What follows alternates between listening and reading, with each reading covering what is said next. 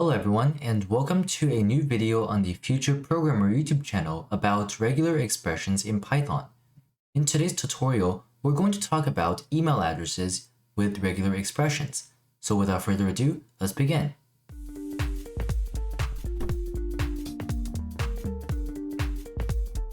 In today's lesson, we'll be doing two things. Firstly, we'll write a regular expression that defines the pattern of an email address.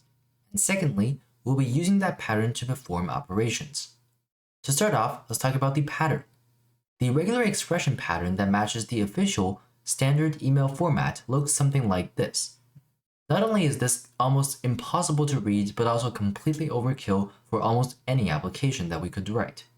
As a result, for the purpose of this lesson, we'll be using a more simple definition of email addresses. In this definition, an email address has three parts: the username, the @ and lastly, the domain. The username can contain alphanumeric characters as well as the symbols listed right here. The domain is then made up of parts separated by the dot. Each part can contain alphanumeric characters as well as the hyphen character, the dash symbol. A regular expression of such an email address would look something like this. The new lines are here just for readability. They aren't actually in the email address pattern. So firstly, we have the username, which is defined to be a character class. And then we have the quantifier plus here to indicate we want this character class to be repeated one or more times. In this character class, we have A to Z in lowercase and uppercase, and then we have 0 through 9. And then we have the symbols that we listed up right here. And then we have the @ symbol, followed by the domain part of the email address.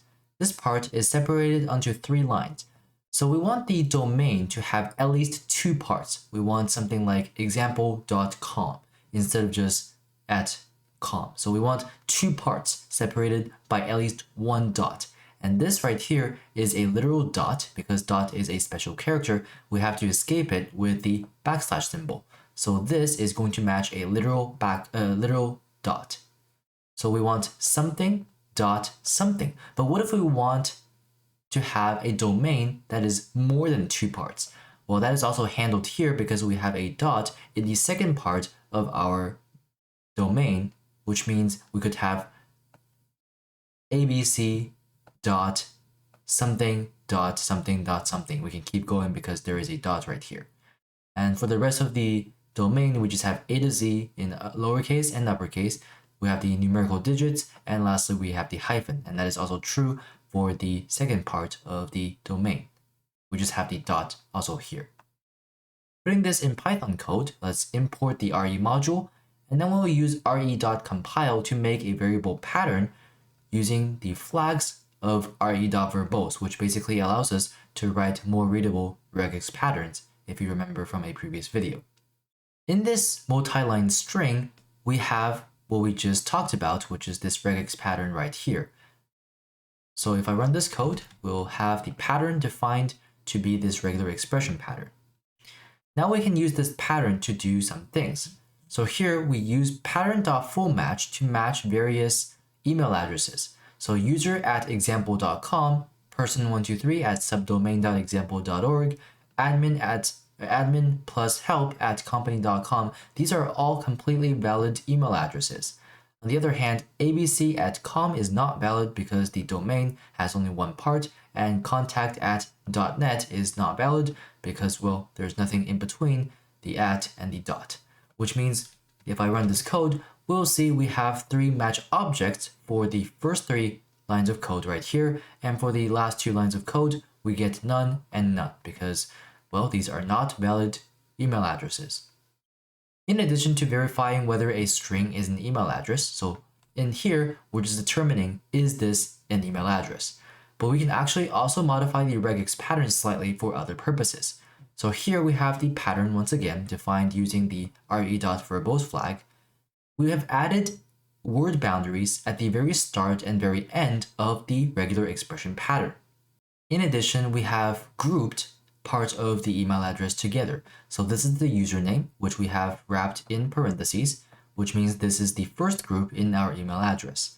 And then we have the domain, which we have collapsed into one line. This is the same thing as what we had here. This is 3 lines. I've just put them onto one line, and I have put parentheses around it. So this is the second group of our email address regular expression pattern.